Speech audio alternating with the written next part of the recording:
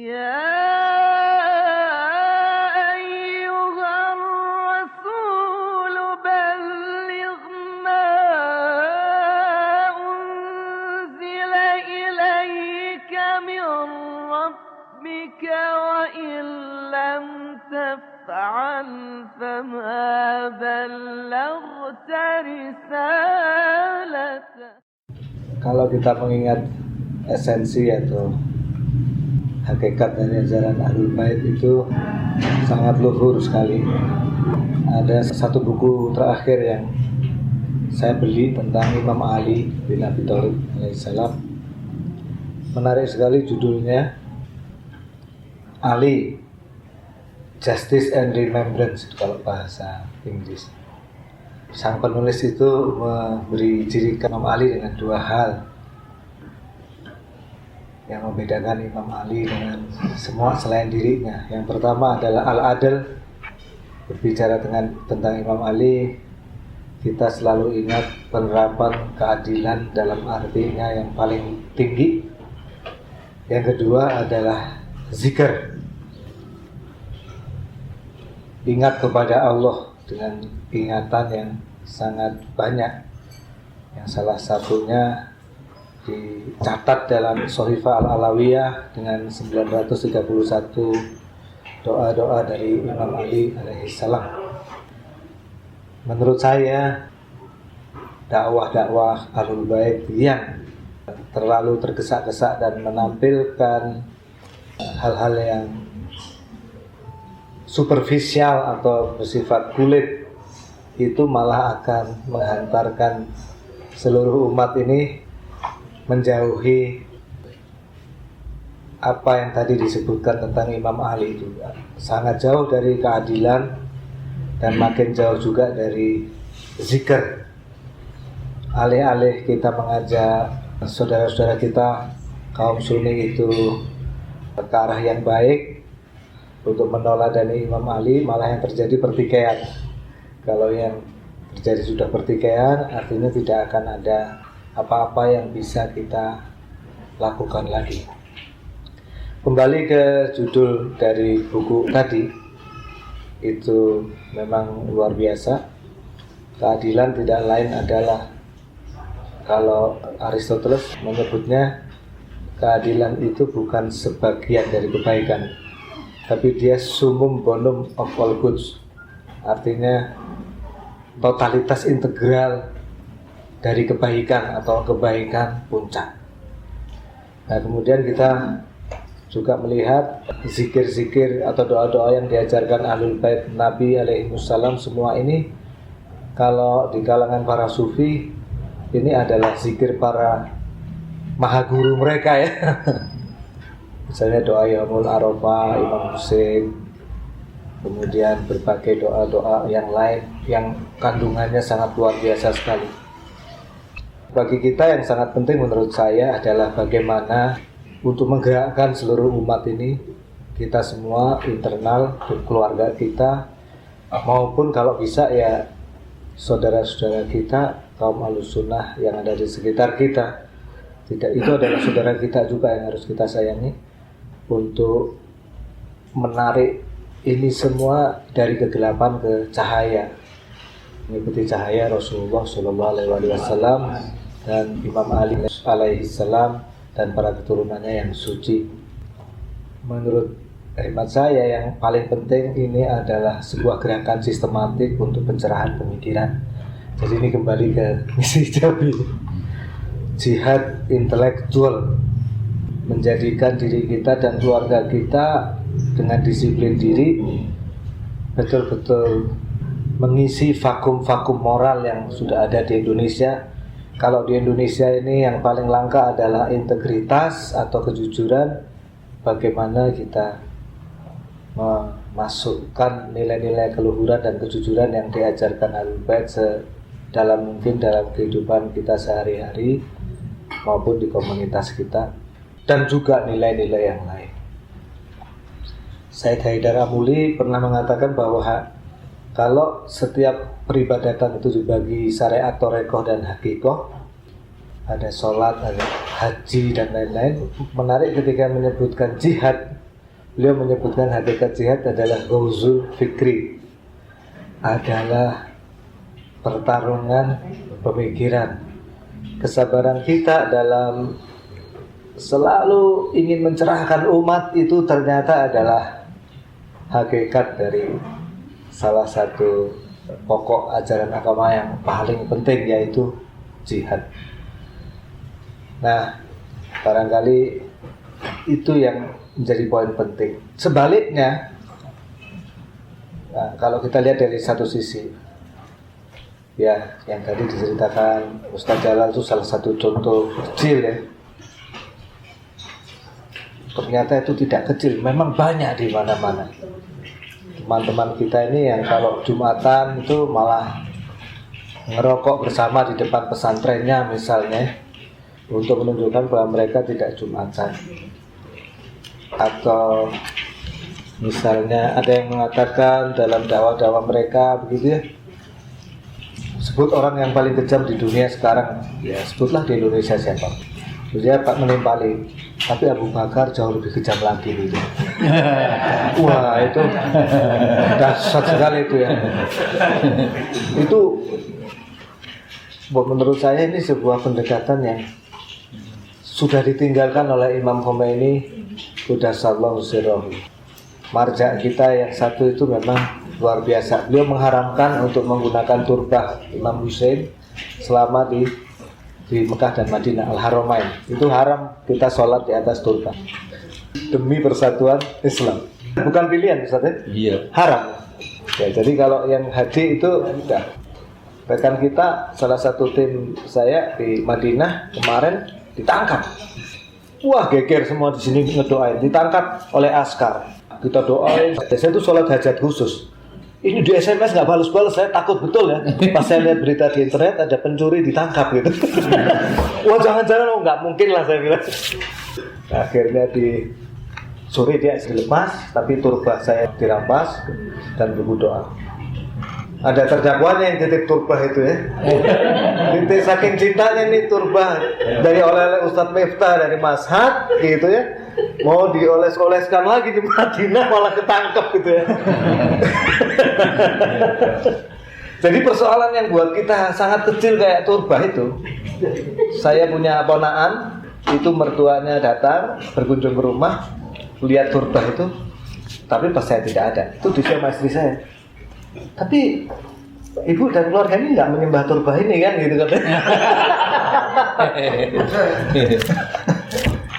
Maksud saya itu perlu selalu kita pahami bahwa kalau Imam Khomeini saja sampai mengharamkan sesuatu yang barokahnya, saya rasa Imam Khomeini jauh lebih tahu barokah turbah itu ketimbang kita lahir batin.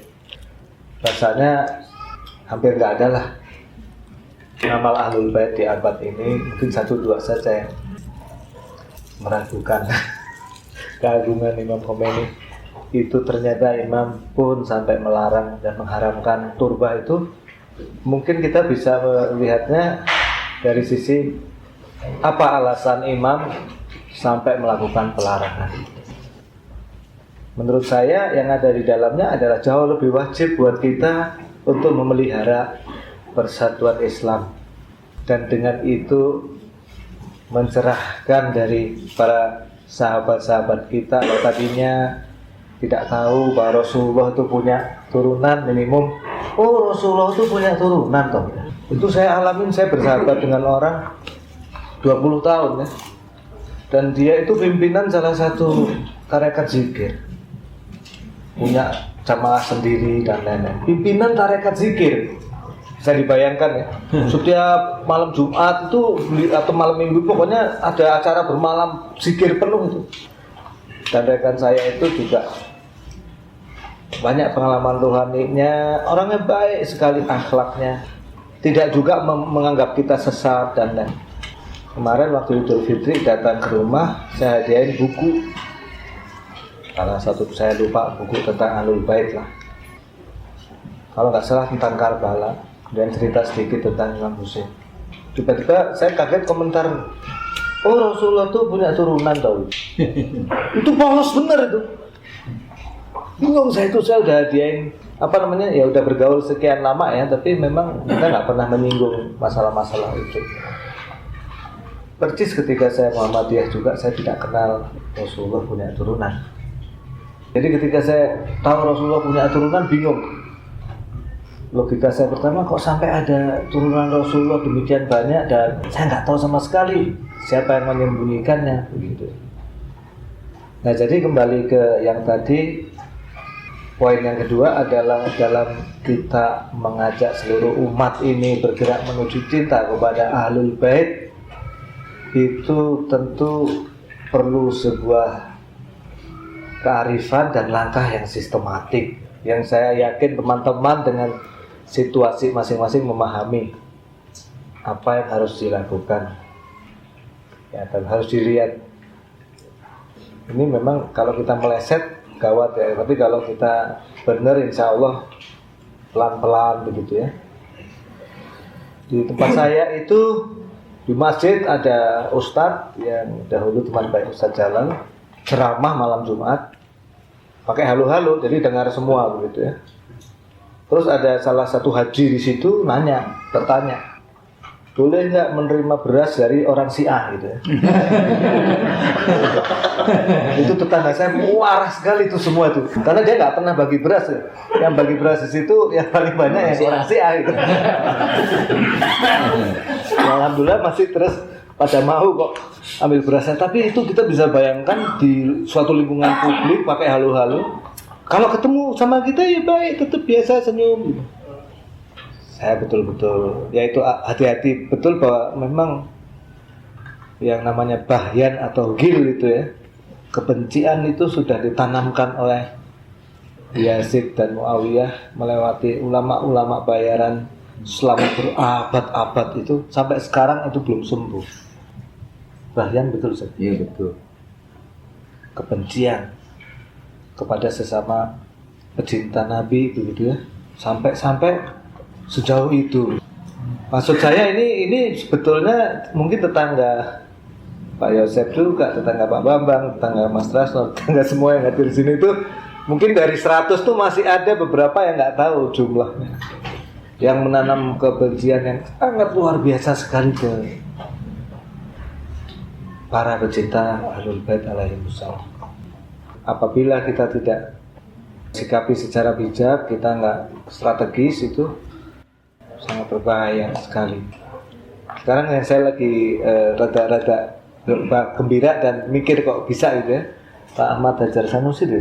Iya. Itu jadi nulis terus di PR itu. Padahal setahu saya beliau itu dari puluhan tahun lalu udah Ahlul Bait betul saja.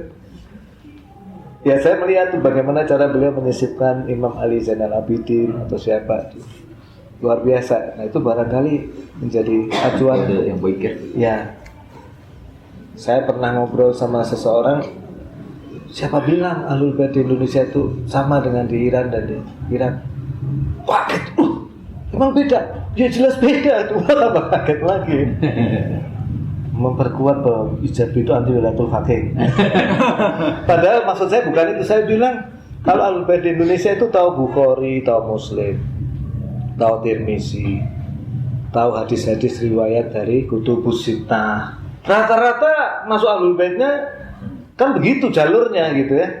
Jalurnya itu biasanya Quran Sunnah dulu, habis Quran Sunnah, Qurannya sudah sama, Sunnahnya ini yang tiba-tiba mengarahkan dengan sangat kuat warisan intelektual Ahlussunnah wal Jamaah yang namanya Kutubus Sittah atau Kutubut Tis'ah, dilengkapi dengan juga karya-karya lain, Sulaiman bin Al-Qundusi Al-Hanafi ya, dan lain-lain itu akhirnya menjadi Ahlul Bait. Kalau di Iran itu orang-orang tidak kenal Bukhari. Dari awal seluruh riwayatan dari selain pecinta Ahlul Bait sudah ditolak Ustaz. Jadi di Iran itu nyaris tidak ada di mimbar itu qala Abu Hurairah ya. Di sana min an Abi Hurairah tidak ada, yang ada kucing bener Ustaz. Kucing Persi. Jadi kita beda memang, secara kultural beda. Dan mungkin itu harus kita pertahankan, kan lebih plus ya. Malah diperdalam sekalian. pengetahuan tentang referensi-referensi Sunni yang sebetulnya ya datang dari Rasulullah juga. Dan mungkin Ustaz Jalal akan punya cerita bagaimana sih sebetulnya kok sudah namanya Ahlussunnah tapi kok malah keutamaan Imam Ali itu banyak sekali. Salah satu saya yang tanda tanya besar bahwa dalam Musnad Ahmad bin Hambal itu misalnya, Ustaz Ahmad bin Hambal ini salah satu yang banyak diikuti Ibnu Taimiyah dan Salafi, tapi musnadnya itu banyak sekali itu hadis tentang keutamaan Imam Ali alaihissalam. Mungkin jauh lebih banyak ketimbang kitab-kitab lain yang ada di Kutubus Sittah. Itu ajaib itu buat saya. Jadi referensi utamanya Salafi itu juga ternyata malah di situ banyak sekali kitab-kitab, banyak sekali keutamaan Imam Ali. Nah, jadi perbedaan ini maksudnya ini memang sebetulnya adalah barokah bahwa kita bisa bicara dengan saudara-saudara kita dengan menggunakan riwayat-riwayat yang mereka pahami. Nah, sekarang poin yang pentingnya ini yang ketiga. Setelah dua hal tadi, bagaimana mencapai al-adl wa zikr menjadi filsafat kehidupan dari kita semua. Jangan jauh-jauh lah. Keluarga kita dulu. Ini udah nggak yakin ini generasi kedua kita masih. Nanti berapa persen anak saya setelah saya meninggal dunia dikubur itu berapa persen yang masih mau ziarah? Apakah semua? Merupakan jihad ini nggak tahu. Jihad kita dan jihad anak-anak kita juga. Tahu-tahu ada yang nggak mau ziarah lagi, satu karena ateis, naudzubillah min dzalik, bisa jadi. Satu lagi karena nggak punya karakter bersyukur atau berterima kasih. Ngapain ziarah bapak sudah meninggal? Satu lagi misalnya naudzubillah dia terpengaruh aliran materialis modernis atau Wahabi. Apa yang menjamin kita kemudian keluarga kita ini generasi kedua bahkan cucu-cucu kita itu bisa tetap menjadi pengikut Imam Ali dan A'imah. Nah, ini menurut saya salah satunya memang Hausah seperti Mutahari ini, pusat pendidikan seperti Mutahari dan aktivitas riset, penelitian terus-menerus, spirit untuk meneliti agama dan kemudian mewayas aluan dinihi dan melakukan riset akan agamanya, itu harus kita kembangkan. Jadi sebetulnya Indonesia itu perlu semacam seperti Najaf.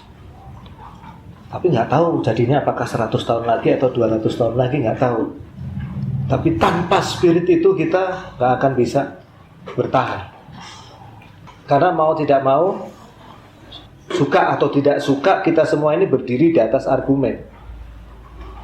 Dan orang yang menentang argumen-argumen tentang yang benar itu berubah terus juga. Dan mereka melakukan riset juga. Dan punya pusat pendidikan-pendidikan yang didanai oleh dana luar biasa sekali yang kita tahu. Ada sebuah riwayat dari Rasulullah SAW. Celakalah orang muslim yang tidak menjadikan dalam setiap Jumatnya minimum 1 hari mendalami agamanya, wayas alu antinihi, dan selalu bertanya, selalu melakukan riset atas agamanya. Alhamdulillah yang di Bandung paling enggak seminggu sekali pengajian akad. Saya di rumah berusaha untuk anak saya dan istri itu setiap minggu sekali atau kalau enggak 2 minggu sekali kita ada kajian dan pembahasan. Ini menurut saya adalah sebuah langkah mungkin yang nanti ke depan yang mungkin paling penting buat kita untuk meyakinkan paling enggak sampai turunan kita dan cucu-cucu kita, kalau bisa ya anaknya cucu-cucu kita itu bisa berdiri di atas argumentasi yang kokoh. Nah, kalau kita lihat dari satu sisi masalah pengkeruhan pemikiran luar biasa sekali. Ayatullah Mutahari Qudasallahu sirruhu itu memperingatkan kita juga. Saya baca juga dari beberapa ulama lain mengenai bahaya pengkeruhan pemikiran. Terutama salah satunya adalah dari cara berpikir tekstualis. Satu tekstualis. Kalau dalam Ahlul Bait itu dalam sejarah Ahlul Bait yang paling menggoncangkan pemikiran dan menyebabkan kemunduran pemikiran luar biasa itu adalah kaum akhbariyun, kaum yang percaya penuh ke akhbar-akhbar. Ini Ustaz Jalal paling jago bicara masalah ini. Saya nggak ngerti sama sekali sebetulnya, cuma ngerti keruhnya di mana itu aja sedikit-sedikit. Logikanya sederhana sekali bahwa yang ada pada kita semua ini memang wajib mengikuti syariat atau pembuat syariat, yaitu Allah, yang disampaikan lewat Rasulullah Shallallahu Alaihi Wasallam dan Al-Ma'sumin. Kadang-kadang Rasulullah dan Al-Ma'sumin sendiri disebut syari juga, Ustaz ya. Disebut juga pembuat syariat karena kemutlakan mereka. Tapi sebetulnya syari cuma Allah saja. Tapi Allah itu tidak berbicara langsung dengan kita. Yang tertinggal di kita saat ini adalah as-saqalain, Kitabullah dan turunan Rasulullah. Itu pun turunan Rasulullahnya yang terakhir saat ini sedang gaib, yaitu Imam Mahdi alaihissalam. Yang tertinggal pada kita saat ini adalah teks Quran dan teks As-Sunnah, teks dari ucapan-ucapan Rasulullah dan Al-Itra. Teks ini biasanya disebut Al-Akhbar atau berita-berita, kadang disebut hadis. Kalau di bukunya Tabatabai yang terakhir, Kernel for Kernels, itu dipisahkan. Hadis itu dari Rasulullah. Kalau dari para imam disebut akhbar dari para imam. Untuk menghormati kaum Sunni nampaknya itu. Untuk memperjelas ini. Teksnya Rasulullah dipisah khusus ya. Kaum Ahbariyin itu berpendapat bahwa nggak mungkin kita mengistinbatkan apapun dari Al-Quran, karena tidak bisa menyentuh Al-Quran kecuali yang maksum. Jadi kita itu harus mengikuti penjelasan Al-Maksumin tentang Al-Quran yang adanya di ahbar-ahbar itu, berita-berita itu, ya, teks-teks hadis itu. Lebih lanjut mereka mengatakan, nggak mungkin kita itu mengambil pelajaran langsung dari Al-Quran sama sekali. Argumennya sama tapi diperkuat, karena yang bisa menyentuh Al-Quran itu hanya la yamassuhu ilal mutahharun. Jadi kamu kalau mau ngambil pelajaran ya dari hadis, dari ahbar-ahbar, nggak usah melihat Al-Quran. Apalagi, nah nanti kejadiannya kalau hadis itu ada yang aneh, mau ditimbang menggunakan apa? Bisakah kita menimbang hadis yang aneh dengan Al-Quran? Nggak mungkin. Wong menyentuh Al-Quran aja kita tidak bisa. Terus kalau antara hadis yang satu dan yang lain berkontradiksi, ya terima saja. Kenapa? Nggak mungkin kita menghukumi antara berita satu dengan yang lain. Emang akal kita itu apa? Akal kan ra'yu. Itu sejarahnya rame lah. Akhirnya diambillah ini, gitu ya. Nah ini saya menceritakan ini kenapa konteksnya di kita banyak nggak sadar. Termasuk kemarin saya tanya Ustaz Jalal, soalnya saya baru ngomong sama kakak saya, Mas, itu Idul Adha itu haram loh berhubungan suami istri. Oh iya deh, saya baru tahu. Iya itu.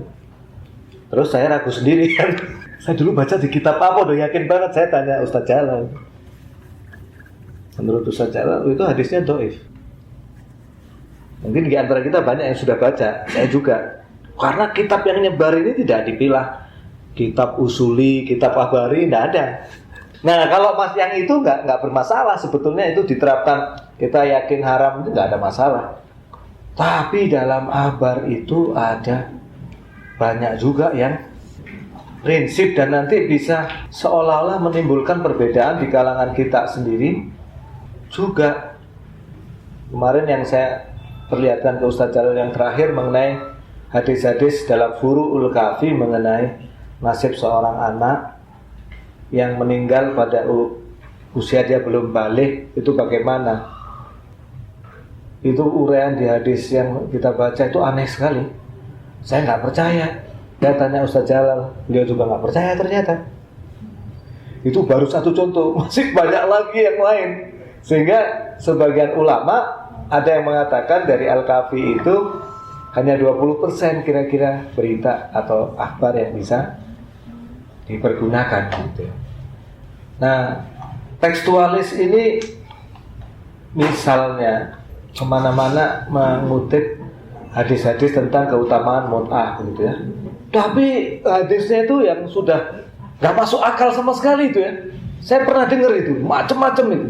Ada juga nggak tahu dari hadis atau dari sejarah, Imam Hasan itu misalnya sering sekali melakukan pernikahan itu ya. Itu saya kurang percaya itu untuk orang sesuci Imam Hasan alaihissalam ya. Dan itu yang contoh-contoh berikutnya. Kemudian contoh-contoh yang lain nanti Ustaz Jalal pernah bercerita ke saya, itu mungkin di Al-Kafi juga Ustaz ya, bahwa orang yang membenci Ahlul Bait itu dirubah jadi cicak.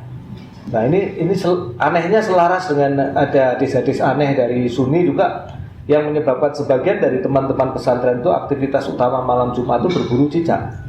Saya pernah ngumpulin khusus itu hadis-hadis keutamaan membunuh cicak di kalangan Sunni ya. Dan sudah boleh diduga karena saya akan menampilkan hadis yang sama dari kalangan Ahlul Bait Ustaz ya. Ya Sunni saja itu. Karena udah yakin itu nggak mungkin lah. Dan lain-lain.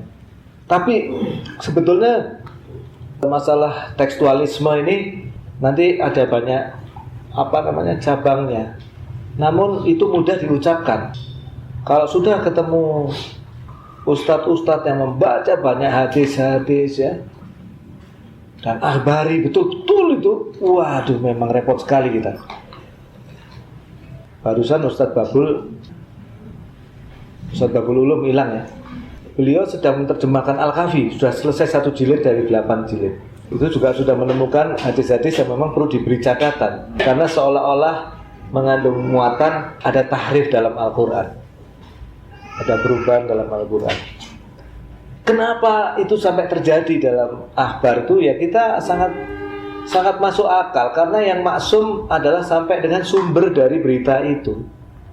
Rantainya ini tidak ada satupun jaminan bahwa rantainya ini seadil apapun, sejujur apapun, mereka itu tidak dijamin maksum. Ya, sangat wajar ya. Ibaratnya komputer pun ada error gitu ya, hang gitu ya. Ini udah secanggih komputer ingatannya tetap ya hang saja ya, tetap karena tidak maksum, yang tidak ada luputnya, tidak ada salahnya ya hanya Rasulullah Sallallahu Alaihi Wasallam dan Ahlul Bait alaihi wassalam. Jadi di sini mungkin mengutip kata-kata Ustaz Jalal tadi ya, kita harus memiliki kesabaran yang cukup untuk tetap memelihara seluruh teks-teks hadis yang ada itu dan tidak menghilangkan satu pun, tapi tetap kritis. Jadi kalau sebuah teks menurut kita lemah itu enggak kita pakai aja, tapi teksnya sendiri tidak boleh dibuang, karena itu mungkin 100 tahun lagi baru orang tahu hikmahnya, malah itu yang benar gitu. Ada hikmah yang tidak kita ketahui, dan itu betul-betul merupakan sebuah cara bagi kita untuk mempelajari sunnah nabawiyah dan sunnah dari al-awsiya pengganti Rasulullah Sallallahu Alaihi Wasallam. Jadi poin ketiganya adalah perlunya kita melakukan pengkajian terus-menerus, baik sendiri di rumah tangga kita, anak-anak kita mempelajari bahasa Arab, kita ajarkan bagi mereka Al-Quran, Usuluddin, kemudian hadis-hadis Ahlul Bait yang sahih dan matannya bagus, yang kemudian juga lebih lanjut hauzah-hauzah seperti Mutahari di daerah-daerah itu mungkin merupakan aktivitas utama kita yang kita utamakan. Hauzah itu harus bersifat sebaiknya mirip Mutahari lah, open, punten abdi siah ya. Jadi kita ini betul-betul tidak ada. Kalau dulu yang ngetop zaman revolusi Iran tuh, saya masih pemuda jadi ingat waktu itu sampai sekarang. La Syiah la Sunni, Sauro Islamiyah. Tidak ada Syiah, tidak ada Sunni, yang ada revolusi Islam. Itu saya pegang sampai sekarang. Saya kalau ngajarin anak saya gitu, kamu jangan mau disebut Syiah dalam arti kata Syiah itu beda dengan Sunni.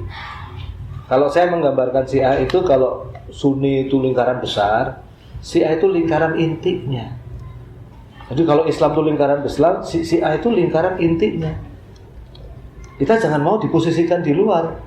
Karena semua ini adalah umat Rasulullah Shallallahu Alaihi Wasallam, dan saya semakin kesini semakin memiliki bukti yang banyak bahwa ajaran-ajaran inti kaum Sunni pun itu dari Imam Ja'far As-Shadiq, Imam Muhammad Al-Baqir alaihi wassalam, dan dari para imam. Contoh zikir pagi dan petangnya Ustaz Jalal. Itu kalau dicek di Al-Ma'suratnya Hasan Al-Banna banyak yang mirip Ustaz ya. Dan saya punya buku amalan-amalan doa zikir Rasulullah Sallallahu Alaihi Wasallam dari Sunni, yang dari berbagai kitab, kutub sitah dan lain-lain, itu sangat mirip sekali. Jadi yang tidak terkait politik dan hak-hak keluarga Nabi itu ya datangnya dari madrasah Imam Ja'far As-Shadiq alaihissalam lagi dengan 3.000 muridnya yang nanti menjadi imam mazhab yang 4 dan seterusnya. Kita jangan mau ditempatkan di luar, tapi kita itu adalah intinya. Itu adalah Madrasah Mutahari, Hauzah Mutahari yang saya kenal. Dulu Ustadz Husain Al-Habsyi almarhum, guru kita semua, Ustadz Wal Habib Husain Al-Habsyi, itu pernah bertemu Imam Khomeini. Dan pesan Imam Khomeini waktu itu Ustadz Husain Al-Habsyi bertanya ke Imam Khomeini, kaifa Indonesia, bagaimana Indonesia ini? Imam Khomeini hanya menjawab, Indonesia itu sekarang yang penting pendidikan. Melalui silaturahim singkat ini, izinkan saya juga mengapresiasi sebesar-besarnya semua teman-teman di sini yang rajin mendidik di langgar, di masjid, di berbagai acara, di pengajian-pengajian atau sebagai guru, bahwa itu sebetulnya adalah strategi kita yang paling penting dari semua yang penting, yaitu mendidik di segala macam forum yang ada, apalagi yang langsung aktif di lembaga-lembaga pendidikan, ya kayak di Mutahari, di sini juga ada Abu Ali dan lain-lain yang mendidik imdad. Itu ada teman-teman kita yang nggak tertulis namanya satu demi satu yang rajin ngajar di langgar dan lain-lain. Saya yakin bahwa teman-teman yang dengan tulus melakukan itu semua selalu beserta dengan berkah dan petunjuk dari Imam Mahdi alaihi salam. Merupakan sebuah jihad yang sangat berat karena hasilnya tidak nampak dan seringkali harus disertai dengan derita. Udah ngajar bayarannya kurang atau nggak dibayar, habis itu dicaci maki ya. Kalau ketahuan sedikit begitu dimarahin dan lain-lain. Nah, jadi mungkin itu sekedar sharing dari saya saja, ini tanpa persiapan apapun banget. Yang kalau disimpulkan adalah bahwa yang pertama, kita semua ini perlu sekali merenungi apa yang bisa mempertahankan ajaran Ahlul Bait ini sampai ke cucu kita, turunan kita, sebagai bentuk rasa syukur bagi kita atas agama yang demikian mulia ini. Kemudian yang kedua, salah satu aktivitas utama yang paling penting adalah membangun pusat-pusat pendidikan, di mana saya menyatakan, bagi saya sangat berharap Mutahari dan Bandung ini menjadi copy paste dari Najaf. Mudah-mudahan Imam Mahdi mendengar ya Mahdi adrikni, ya Mahdi aghithni. Menurut saya itu yang bisa membuat Indonesia 100 tahun lagi minimum 10% atau bisa mulai menjadi mayoritas menjadi pecinta Ahlul Bait. Adalah merupakan cita-cita dari seluruh ijabiyun, saya rasa. Menjadikan penduduk yang muslimnya paling besar di dunia ini minimum 10% lah. 100 tahun setelah kehadiran kita ini, atau kalau bisa ya mayoritas suatu saat ini menjadi pecinta Ahlul Bait alaihissalam. Artinya pecinta Ahlul Bait alaihissalam akan menjadi majority di dunia. Dan mudah-mudahan anak turun kita menjadi layak untuk menyertai Imam Mahdi alaihissalam pada saat beliau kelak dimunculkan Allah, kalau belum muncul di zaman. Jadi itu poin yang kedua. Yang namanya harapan boleh Ustaz ya? Kalau caranya sih saya nggak tahu. Sekarang ini di dunia yang kita lihat dua yang paling utama ya Ustaz ya, Najaf sama Qom. Ada lagi Ustaz. Kemudian nanti tambah satu tahkapan. Nah kemudian yang ketiga, kembali ke awal, melalui mendidik diri terus-menerus, mendidik keluarga terus-menerus, dan mengestafetkan pendidikan ini dari generasi kita ke generasi ketujuh nanti,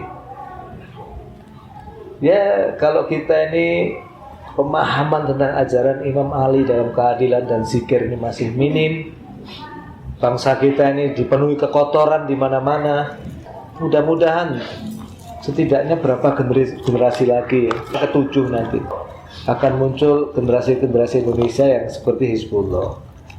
Kalau saya sendiri, melihat Hizbullah udah kayaknya pesimis ya. Kalaupun kita nggak mampu, kita berharap anak kita satu step lebih maju terus, sehingga bisa menjadi seperti yang disebutkan penulis tadi tentang Imam Ali, merealisasikan dua hal itu yang paling utama, al-adl dan zikr. Zikr adalah keadaan di mana Imam Ali pernah mengucapkan, kalau aku lupa Tuhan sesaat saja telah kafir. Kemarin saya membaca dari Imam Ja'far As-Shadiq alaihissalam bahwa pilar agama atau pilar, ada 3 pilar. Yang satu, takut adalah hasil dari ilmu. Yang kedua, harap adalah hasil dari yakin. Beda yakin itu dengan tahap sebelumnya. Yakin itu cirinya adalah satu saat pun dia tidak pernah terlalai dari apa yang diyakininya. Jadi kalau di surat Al-Baqarah itu jelas, ciri mutakin diakhiri dengan wa bil akhiratihum yuqinun, dan terhadap akhirat mereka yakin. Kata Tabatabai, yakin di situ artinya adalah tidak pernah sesaat pun lupa dari yang diyakininya. Oh ya, dari Tabatabai, maaf. Tapi yang penjelasan bahwa harapan itu berasal dari hasil dari keyakinan memang dari Imam Ja'far As-Shadiq. Di atasnya masih ada satu lagi, yaitu cinta. Itu adalah hasil dari ma'rifat. Dan Imam Ali mengatakan awaluddin ma'rifatuhu, awal agama adalah ma'rifat kepada. Wah, jadi jauh sekali agamanya Imam Ali alaihissalam karamallahu wajhah ini dari keadaan hati saya gitu ya. Saya ini dapat apa ya? Paling enggak dapat doa Ustaz Jalal tadi lah. Mudah-mudahan lah Ustadz masih ingat, teman-teman juga mungkin ada yang sudah diambang, nanti ingat akan keadaan kita semua ya. Tadi udah baca ya, kita udah dipersaudarakan oleh Ustadz Jalal. Jadi bisa salah satu masuk, yang lain belum masuk. Teriak saja itu, insya Allah sampai itu. Kalau saya yakin banget tuh, kalau nggak ada mekanisme itu berat ya. Ini saya dapat dari di mana ilmu juga setengah-setengah atau seperseribu. Masih banyak hal yang saya belum ada hujahnya, ini masih berat. Apalagi harapan yang cirinya harapan yang menjadi dari keyakinan ini, yang tidak pernah terlalaikan sesaat pun dari kehadiran yang ada dan hadir di segala ruang dan waktu, tapi tidak pernah bisa diraba dan dirasa. Nah, mudah-mudahan dengan seluruh inisiatif pendidikan dan lain-lain itu, kalaupun tidak kita, anak-anak kita nanti menjadi layak untuk memegang dua hal itu, az-zikr wal adl. Kalau sudah zikr, maka adl ini lebih dahsyat lagi. Ini menghubungkan antara keadilan ilahi dan keadilan dalam setiap perkara dalam kehidupan bermasyarakat. Ini yang kita harapkan. Kalaupun di kita ini belum, kita sebetulnya berharap Jumhuri Islami Iran. Ustaz Jalal ini yang bertanggung jawab tulisannya. Tulisan beliau tahun 85 tentang ulama-ulama di Iran itu membuat saya tertakjub-takjub. Sampai akhirnya ternyata harus diadendum. Tidak semua ulama Iran sehebat Mutahari. Tapi masih banyak yang hebat Ustaz ya. Tapi kalau kita membaca figur ulama Iran di Pengantar Manusia dan Agama terbitan Mizan tahun 85, itu yang memberi pengantar adalah Ustaz Jalal. Wah, itu udahlah, ulama Iran tuh langit lah ya. Kalau dulu saya mikir tuh ulama Iran tuh minimum bahasa Inggris, Arab dan lain-lain begitu ya. Ternyata kecewa juga kalau ulama Iran kesini kebanyakan ngomong bahasa Iran gitu. Kalau bahasa Arab mending masih bisa dengar dikit-dikit. Tapi tetap mereka itu kontribusinya luar biasa. Jadi mungkin 3 hal itu saja. Mudah-mudahan bermanfaat bagi kita semua. Mudah-mudahan kita juga diberi kekuatan Allah melalui keberkahan dari Al-Qaim Al-Mahdi ajalallah farajahu syarif untuk mendapatkan cikal bakal dari najaf-najaf dan kum di Indonesia. Dulu saya tidak sefanatik ini dengan najaf. Nah, kebetulan beruntung diajak Ustadz ke najaf tahun lalu tuh. Di depan makam Imam Ali itu udah gak bisa ngomong ya. Keagungan yang sedahsyat Madinah itu hampir bisa dikatakan tidak bisa dibedakan sama sekali, yaitu makam Imam Ali salamullah alaih wa karamallahu wajah di Najaf. Luar biasa sekali. Mungkin itu juga Ustaz yang membuat kita memimpikan, mudah-mudahan di Indonesia ini dapat percikan lah ya. Tiba-tiba bermunculan nanti berapa puluh tahun lagi marjak-marjak lokal kita, ulama-ulama yang zuhud dan sangat intelek dari kalangan Ahlul Bait akan muncul dari anak turun kita semua. Sekian, Assalamualaikum warahmatullahi wabarakatuh.